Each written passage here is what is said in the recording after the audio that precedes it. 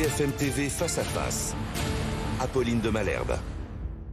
Il est 8h32 sur RMC et BFM TV. Mon invité ce matin dans le Face à Face, c'est Olivier Véran, le porte-parole du gouvernement. Bonjour Olivier Véran. Bonjour. Et merci d'avoir accepté notre invitation. On va bien sûr parler de la situation au Proche-Orient, de la loi immigration, mais d'abord les suites de la tempête Ciarán. Hier soir, plus de 680 000 foyers étaient encore privés d'électricité. Le retour à la normale, c'est pour quand? Est-ce que la situation sur le terrain s'améliore?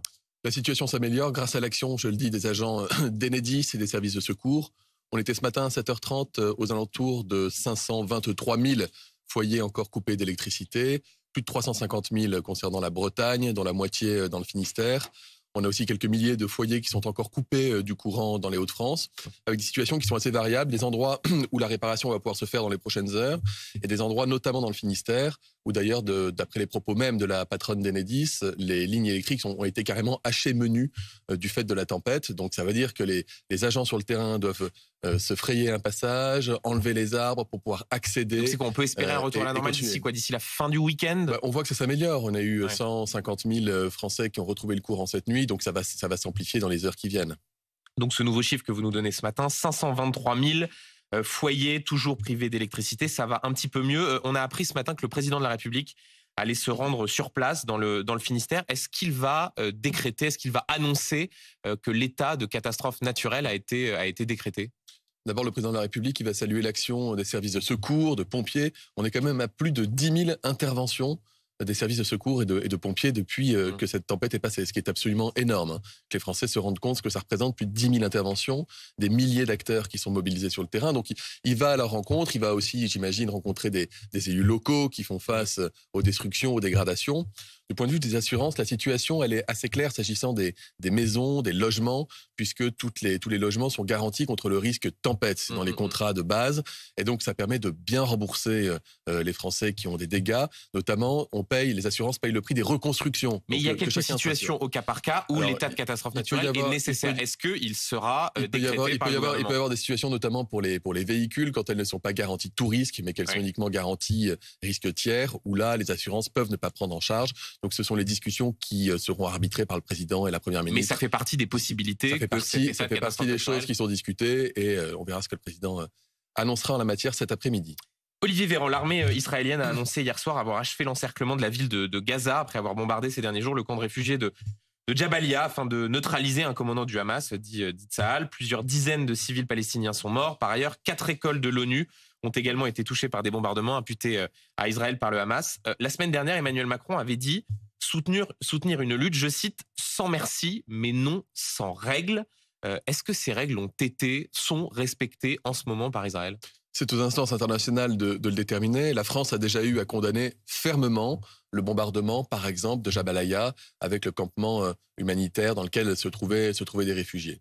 On dit qu'il faut... Pardon Olivier Véran, c'est pas une condamnation ferme que j'ai entendue. Moi, j'ai lu un communiqué qui parlait d'une profondément inquiète. Non, suite au bombardement du campement où il y avait des réfugiés, la France a condamné, évidemment. Il y a 3 lieux d'intervention pour lesquels on est vigilant. Il y a d'abord celui de l'humanitaire, il y a celui du militaire, il y a celui du politique. Je veux bien vous rappeler la position de la France en la matière. Elle n'a pas bougé. Le droit d'Israël de se défendre et de répondre sans merci face à l'agression terroriste, c'est important pour elle de le faire. Le respect du droit humanitaire, et la France s'engage notamment pour élargir le corridor humanitaire de Rafah et de permettre à ceux qui doivent être évacués, ceux qui veulent évacuer, ceux qui veulent être protégés, de pouvoir l'être. Et l'intervention dans le champ politique, mais donc vous dites que la France condamne les bombardements de ce camp de réfugiés de Jabalia. La France l'a fait par la voix du Quai d'Orsay. Moi, j'ai lu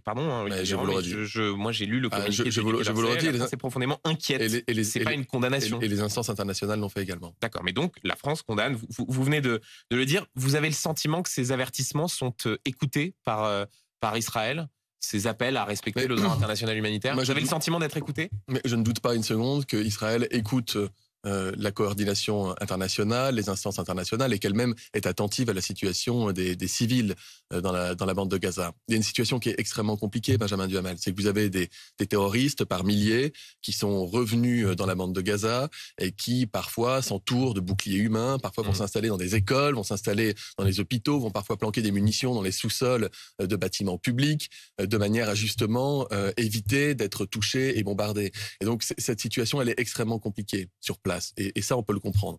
Ce qu'on dit, encore une fois, c'est qu'Israël a vocation à aller chercher ses otages. Je voudrais qu'on parle des otages. Il y a encore des centaines de personnes qui sont captives dans la bande de Gaza. Israël a vocation à faire en sorte que les terroristes qui se planquent dans la bande de Gaza et dans des bâtiments entourés parfois de civils et parfois d'enfants ne puissent plus réintervenir de la manière dont ils l'ont fait en massacrant la population, en brûlant les villages. Les otages. Mais quand la France, d'autres pays occidentaux appellent à une trêve humanitaire ou à des trêves humanitaires, est-ce que vous voyez bien que ça n'est pas suivi d'effet? Est-ce que vous prêchez dans le désert? Est-ce que vous parlez dans le vide? À l'heure à laquelle on se parle, il y a par exemple 600 binationaux, 600 étrangers qui sont évacués à destination de l'Égypte. Il y a des milliers de personnes qui peuvent passer par le corridor humanitaire pour aller se mettre à l'abri. Donc ce travail qui est fait de diplomatie sur place, il permet quand même d'avoir l'organisation de campements humanitaires, de faire venir aussi des ressources, notamment des ressources en médicaments, des ressources logistiques pour pouvoir construire des hôpitaux de fortune, mais qui sont extrêmement utiles sur place. Et la France prend d'ailleurs toute sa place. Je vous le redis, nous en avons le bâtiment, le navire Tonnerre, qui est capable d'avoir un hôpital militaire pour pouvoir soigner des gens. Et donc tout ça se fait aussi par l'action de la coordination internationale et par la voie diplomatique. Vous évoquez ces 600 étrangers qui sont en train de sortir de Gaza par le terminal de Rafah. C'est une information que l'on vous révélait sur BFM TV il y a quelques instants, dont des Français et des ayants droit, en tout une cinquantaine de personnes. Est-ce que vous avez des informations sur ces évacuations en cours? Est-ce que, à l'issue de ces évacuations, il n'y aura plus de Français dans la bande de Gaza? En tout cas, nous faisons tout en sorte pour que tous les Français présents là-bas et qui souhaitent être évacués puissent l'être. Et là, encore une fois, l'action internationale avec nos alliés, cette coordination de renseignements, logistique, diplomatique, nous permet d'extraire de la bande de Gaza des étrangers, et notamment des Européens et des Américains qui souhaitent quitter la bande de Gaza. Et c'est notamment le cas d'une cinquantaine de Français. Et ce sera effectivement une bonne nouvelle lorsque ce sera confirmé. Olivier Véran, parmi les conséquences de ce conflit au Proche-Orient, il y a les manifestations en faveur de la cause palestinienne qui sont organisées à Paris. Il y en avait une à Paris et ailleurs. D'ailleurs, il y en avait une hier, il y en a une autre demain à l'appel de plusieurs organisations, la France Insoumise, la CGT notamment. Elle n'a pas été interdite. Et voici ces mots d'ordre. Cessez-le-feu immédiat, arrêt des bombardements et des déplacements forcés de la population, levée immédiate du blocus et protection du peuple palestinien à Gaza et en Cisjordanie. Ces mots d'ordre, ils vous posent problème ou vous pourriez les reprendre, voire aller manifester avec eux demain? Il manque pas des choses? Il n'y a rien qui vous choque? Allez-y, je vous laisse. Je sais pas, il y a des centaines d'otages et des enfants, des femmes, des vieillards qui sont actuellement des otages israéliens dans les mains des terroristes à Gaza. Ils en parlent dans leur mot d'ordre? C'est-à-dire qu'on manifeste pour la paix, pour la survie du peuple palestinien, ce qui est tout à fait légitime, mais on omet, ou on oublie, ou on veut omettre le principe selon lequel on soutient aussi la vie des otages et des familles qui attendent de retrouver les leurs. Alors pour être très précis, de ce que vous le Parti socialiste, le Parti communiste, Europe Écologie Les Verts ont, eux, dans leur communication, évoqué et demandé la libération des otages. Mais c'est vrai que dans cet appel n'est pas fait mention de la question des otages. Ça, c'est vrai. On a l'indignité sélective. Et encore une fois, d'ailleurs, ce que vous venez de dire l'illustre, vous avez une partie de la gauche républicaine qui est pour la solution humaniste, qui est pour sauver des vies, et c'est tout à son honneur. Et donc pour eux, ça vous choque qu'ils aillent manifester? Vous avez une partie de la gauche extrême, celle de LFI, qui fait de la politique dans le contexte que nous connaissons. Je vais vous dire aussi autre chose, Benjamin Duhamel. On est dans notre pays en train de déplorer quotidiennement des dizaines d'actes antisémites qui s'additionnent les uns aux autres. On sera sans doute bientôt à 1000 actes antisémites. On était à plus de 800 en début de semaine. Ça veut dire qu'il y a des gens dans notre pays qui n'osent plus sortir faire leurs courses. Et des gens, parce qu'ils sont juifs, qui n'osent plus prendre un Uber. Et des gens, parce qu'ils sont juifs, qui hésitent à remettre leurs enfants à l'école à partir de lundi. Et des gens qui sortent dans la rue, ils voient marquer des injures au peuple juif. C'est quelque chose que la France n'a plus connu depuis des décennies, et pour cause. La France n'est pas antisémite, mais il y a cette espèce d'antisémitisme latent, rampant, qui est en train d'exploser parce qu'il y a ce conflit israélo-palestinien. Et moi, j'aimerais aussi dire ce matin que je voudrais que nous soyons tous collectivement indignés par cela, que la France n'est pas un pays dans lequel on peut accepter ou s'habituer à l'antisémitisme. Il faudrait qu'on se mobilise aussi. Je vais vous poser une question très précise dans un instant sur l'antisémitisme, mais juste sur ces manifestations. On peut vouloir soutenir la cause palestinienne sans pour autant être complice de l'antisémitisme. Ah, mais bien sûr. Je ne fais pas le lien entre les deux. Je vous dis juste que j'aimerais aussi que les gens qui se mobilisent, parce que moi j'aime la mobilisation, et quand c'est une mobilisation pour la paix, quand c'est une mobilisation... Et vous pourriez par exemple vous rendre à cette manifestation? Pour sauver des vies. Je n'irai certainement pas à une manifestation co-organisée par LFI, considérant la position qui n'est même pas trouble, qui est même sans équivoque, de ce parti dans la période que nous connaissons. Je vous dis juste que La France est un pays qui a toujours su se mobiliser. Vous savez, quand il y avait eu le cimetière profané à Carpentras, pour des tombes profanées, on était 1 million dans la rue. J'avais participé à ces manifestations. Aujourd'hui, ce qui se passe est grave dans notre pays. Et il n'y a pas ce genre de manifestation. Comment est-ce que vous l'expliquez? Vous appelez les Français à descendre dans la rue pour... Non, mais je peux comprendre qu'il y a une forme pour montrer leur indignation. Je peux comprendre. Il y a une sorte de mollesse. Non, c'est pas de la mollesse. Je pense qu'il y a de la peur. Je pense qu'il y a de la peur de voir des tensions s'aviver entre communautés. Je pense que les Français, ils ont subi crise après crise, le Covid, l'inflation, l'Ukraine. Et donc ça les empêche de descendre dans la rue pour dire leur indignation face à la recrudescence de l'antisémitisme. Je dis pas que ça les empêche, je dis que nous avons connu des périodes similaires au cours desquelles on arrivait à se mobiliser collectivement pour rappeler les valeurs fondamentales qui étaient les nôtres. Ce que je dis aussi, c'est qu'évidemment l'État, le gouvernement est totalement mobilisé sur la question. Et donc vous appelez les Français, à se mobiliser. On est sans merci contre les actes antisémites. On assure la sécurité des lieux qui sont fréquentés, notamment par les personnes juives ou par toutes les personnes qui se sentent menacées dans la période.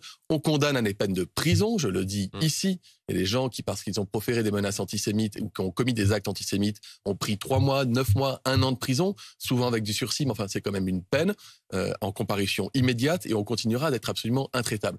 Je dis juste, ne nous habituons jamais, je sais que c'est pas le cas, mais soyons aussi capables de le dire quand on est capable de se mobiliser. Et sans doute que c'est très bien d'être capable de dire, de se mobiliser pour sauver des vies au Moyen-Orient et éviter que des populations civiles soient massacrées. Sans doute. C'est aussi, je le redis ici, important de rappeler que la France est un pays de liberté dans lequel on ne s'habituera jamais à avoir des croix gammées écrites sur les murs. Jamais. Un mot sur ce sujet encore. Le comédien Philippe Torreton a pris la parole sur les réseaux sociaux. Il écrit « Je suis juif » à la manière de « Je suis Charlie ». Et il rajoute « Je cherche et je ne vois rien. Pas de pancarte, pas de slogan rassembleur, pas de cortèges immenses, de mots d'ordre, pas de concerts, rien ou si peu. » Est-ce qu'il a raison et de constater ce sorte de silence? Vous parlez des Français, pas de silence, mais en tout cas peut-être de manque de mobilisation. Il y a aussi des artistes, des sportifs, des grandes figures qui ne s'expriment pas assez sur ce sujet? En tous les cas, je vous l'ai dit, donc je ne sais pas si je rejoins complètement les propos de Philippe Torreton, mais ça va dans le même sens. J'ai participé à la mobilisation organisée par le CRIF au lendemain des attentats terroristes en Israël. On était quand même quelques dizaines de milliers dans la rue. La manifestation s'est bien déroulée pour rappeler que nous sommes opposés au terrorisme et que nous avons les mêmes ennemis. Le terrorisme islamiste qui tue à l'étranger, qui tue parfois en France, qui ne doit pas nous faire peur et qui ne doit pas nous paralyser et qui n'aura jamais le dessus sur nos valeurs. Un mot rapidement encore sur le débat politique autour des conséquences des attentats du 7 octobre. Un député de votre majorité, Carl Olive, a déclaré que Jean-Luc Mélenchon devait être fiché S. Il doit être fiché S, Jean-Luc Mélenchon? Non, Jean-Luc Mélenchon est un responsable politique, était au 2e tour d'une élection présidentielle. Pourquoi Carl Olive dit ça, déplorer Chacun est libre de ses paroles. On peut déplorer l'attitude, la stratégie, les mots, la politique conduite par un opposant politique, mais c'est pas pour autant qu'on va le ficher, évidemment. Enfin, franchement, vous qui ne cessez de critiquer les oppositions qui ne sont pas au niveau, qui se manquent de nuances dans le débat, là, franchement, Carl Olive qui dit Jean-Luc Mélenchon doit être fiché. Moi, je vais vous dire une chose, je suis ministre en charge de la question démocratique, et quand je vais rencontrer les Français, je vais le faire après avoir quitté votre plateau, je vais aller en Seine-Saint-Denis, et je vais rencontrer des jeunes pour faire le point sur les mesures qui ont été mises en place, annoncées par la Première ministre suite aux émeutes urbaines. Les gens me disent tous l'image de l'Assemblée nationale est désastreuse. Je suis pas sûr que ce genre de propos aide. Je vous dis donc que chacun doit faire cet effort de modération. Il y a beaucoup de violence dans la société, il y a beaucoup de stress, il y a beaucoup de crises. Les Français, ils en ont gros, on le comprend parfaitement. Nous, les responsables politiques, notre rôle, c'est aussi d'apaiser le débat. 2 sujets encore à aborder avec vous. D'abord, la loi immigration qui arrive donc au Sénat lundi prochain. La situation est totalement bloquée. Gérald Darmanin tient à l'article 3, celui qui régularise les métiers en tension. Il l'a encore dit à ce même micro lundi matin. Le gouvernement, la Première ministre. Sauf que la droite ne veut pas en entendre parler. Vous foncez droit dans le mur, Olivier Véran? Mais alors, est-ce qu'on peut dire de quoi parle cet article 3? Régulariser ceux qui travaillent dans les métiers en tension. Régulariser des étrangers qui sont en France depuis des années, qui travaillent depuis des années et qui donnent satisfaction à leur employeur et aux usagers et qui demandent à être régularisés. Et la droite n'en veut pas. Et donc vous n'avez pas de majorité absolue. Donc si vous n'avez pas de partenaire pour voter une loi, c'est compliqué. Benjamin Duhamel, il y a le fond et la forme. Quand on a dit ça, quand on a dit le fond de cet article 3, voilà, on a tout dit. Je veux dire, il y a une majorité très large de Français qui comprennent que un étranger qui est en France depuis des années, qui travaille depuis des années, qui a un salaire, qui peut faire vivre sa famille, il peut être régularisé. C'est pas un débat politicien, c'est juste que vous voulez faire passer cette mesure et que la droite qui pourrait vous permettre de faire voter cette loi ne veut pas de cette mesure. Comment est-ce que vous sortez de cette contradiction? La même droite qui est la première à demander dans ses circonscriptions respectives à régulariser un tel ou un tel parce qu'il rend bien service à l'hôpital du coin ou parce qu'il travaille bien dans la boîte de BTP et qui rend... Donc, mais est-ce que, vous croyez à un compromis? Le débat parlementaire, il va permettre aussi de faire tomber un certain nombre de masques et de montrer qu'au-delà des postures, il y a la possibilité d'un accord. Je suis assez confiant sur la question. Est-ce que, par exemple, les modalités de ces régularisations pourraient être renvoyées à une circulaire? Est-ce que ça fait partie des éléments qui permettraient d'arriver à un accord? Les modalités de régularisation telles qu'elles sont proposées, elles relèvent de la loi. Et ce qui relève de la loi doit passer par la loi. Lorsqu'une loi, elle est positive pour le pays, lorsqu'une loi, elle permet d'améliorer les conditions d'intégration des étrangers, lorsqu'une loi... Donc vous dites, le gouvernement, l'exécutif ne bougeront pas sur cet article 3. Lorsqu'une loi est adoubée par une majorité de Français, le débat parlementaire doit permettre de montrer que ceux qui s'y opposent sont parfois, c'est leur droit, mais dans des postures. Et je pense que la situation, elle justifie qu'on sorte un peu des postures pour aller vers l'intérêt général. Donc je suis confiant. Olivier Véran, dans ce texte sur l'immigration, il est aussi question de l'aide médicale d'État, qui permet, rappelons-le, une prise en charge des soins des étrangers, même quand ils sont clandestins. Gérald Darmanin soutient la volonté de la droite de la transformer en aide médicale d'urgence. Vous avez dit, vous, avoir un vrai désaccord avec lui à ce sujet. C'est quoi la ligne du gouvernement? Alors, il n'a pas dit qu'il soutenait la proposition, il a dit qu'à titre personnel, il n'était pas défavorable. Oui, d'accord. Bon. Pardon, quand on est ministre de l'Intérieur et qu'on siège au banc et qu'on n'est pas défavorable, c'est qu'on la ligne du soutient. gouvernement, Benjamin Audiol, si vous me laissez 30 secondes. Ouais, je vous laisse. La ligne du gouvernement, elle est concrète, elle a été annoncée par la Première ministre. Une mission a été confiée à 2 experts, Claude Évin, ancien ministre de la Santé, Patrick Stefanini, plutôt expert du régalien, qui travaillent sur cette question-là. Il y a un rapport intermédiaire qui a été remis hier. Je n'ai pas eu à en avoir la lecture précise, mais de ce que je comprends, ce rapport va dans le sens de rapports précédents, organisés notamment à la demande du Parlement, notamment quand j'étais ministre de la Santé, à savoir qu'il n'y a pas d'abus de droit, il y a même plutôt des gens qui pourraient en bénéficier mais qui n'en bénéficient pas, et quelqu'un qui est à l'AME ne consomme pas plus de soins que quelqu'un qui n'est pas à l'AME, d'accord? Ça c'est le premier truc. Deuxième, c'est la prestation sociale la plus contrôlée de notre pays, donc ça veut dire qu'on n'est pas dans quelque chose qui est une espèce de no man's land, et qu'ensuite, comme le dit d'ailleurs la communauté médicale, savoir ce que c'est qu'un soin urgent ou pas urgent, c'est très compliqué, même quand on est médecin. Ouais, si moi j'avais 38,5 de fièvre depuis 4 jours avec une toux un peu grasse, j'aurais plutôt tendance à vous dire comme Toubib que c'est pas urgent. Enfin, si j'étais en contact avec quelqu'un qui avait la tuberculose, ça peut l'être. Et donc Olivier Véran, si je vous comprends bien, ce pré-rapport et votre conviction consiste à dire l'aide médicale d'État en l'état, il ne faut pas la transformer en aide médicale d'urgence. Ça veut dire qu'il y a des choses toujours qui peuvent être ajustées. D'ailleurs, on l'a fait quand j'étais ministre de la Santé il y a 2 ans et demi. On peut continuer à le faire. Il y a peut-être des soins qui peuvent être mis sous entente préalable de l'assurance maladie. Ça existe déjà dans le cadre de l'AME. Il y a peut-être d'autres soins qui peuvent être mis. Pas une aide médicale d'urgence. Il y a peut-être un certain nombre de prestations annexes qui n'ont rien à voir avec les soins de santé, mais dont bénéficient des gens qui sont à l'AME, dont il faut peut-être revoir la portée, la durée, etc. Mais le concept, je suis Toubib, je ne peux pas vous dire autre chose, Benjamin Duhamel. Quand quelqu'un est malade, on le soigne. Voilà. Et il vaut mieux soigner les gens. Étranger, clandestin, ou pas. De toute façon, il vaut mieux soigner quelqu'un qui est malade avant que ça dégénère, ça coûte toujours plus cher après, et on va pas laisser mourir les gens. Donc, on contrôle, on régule, on organise, mais c'est un dispositif qui est nécessaire pour notre pays et pour payer les hôpitaux. C'est clair. Olivier Véran, lundi prochain s'ouvrira le procès d'Éric Dupond-Moretti devant la Cour de justice de la République, et on a appris hier qu'il n'y aurait pas d'intérim, que le garde des Sceaux pourrait continuer à exercer sa fonction de ministre. On peut vraiment être ministre de la Justice en procès pendant 10 jours sans que ça n'affecte en rien le travail ministériel? Alors, de ce que je comprends, le procès ne va pas durer 10 jours, mais plutôt 6 jours. Non, mais c'est du 6 ça va plutôt durer 6 jours. Donc, le ministre le garde des Sceaux, je peux vous dire qu'il travaille beaucoup avec des horaires amplifiés. Mon premier appel d'Éric Dupond-Moretti ce matin était très très tôt, avant que je me réveille moi-même, parce que dès qu'il y a des dossiers, on en discute. Mais est-ce qu'on peut vraiment, que vous pouvez dire ça n'impacte pas le travail ministériel? Oui. Qu'est-ce qui est prévu dans les règles? Si le ministre était absolument dans l'impossibilité de répondre à une demande d'urgence, ce qui pourrait être le cas s'il prenait l'avion pour aller dans les Outre-mer, par exemple, la première ministre est totalement fondée à le relayer le temps d'eux. Ensuite, le ministre, il travaille tout le reste de la journée, ça dure 6 jours, il pourra même se rendre au Conseil des ministres, pas la première semaine, la deuxième, et il m'a dit lui-même qu'il y serait. C'est formidable. Quand on vous écoute, on a l'impression que ça ne change absolument rien et qu'au fond, en termes d'organisation, c'est quasiment comme s'il ne comparaissait pas dans la CGR. Est-ce qu'on va demander à un ministre de ne plus être ministre parce que pendant 6 jours, il doit rendre des comptes alors qu'il il passe certes devant la Cour de justice, mais enfin il est condamné à rien, il a été rendu coupable de rien. Elisabeth Borne aurait pu par exemple récupérer pendant ces 10 jours de procès 6 jours effectifs, aurait pu récupérer ses prérogatives. Le choix qui a été fait pour une période de 6 jours. Encore une fois, on ne se pose pas la question quand un ministre va prendre l'avion pour aller à l'autre bout du monde pendant 24 heures, puis l'aller-retour pendant 3 jours.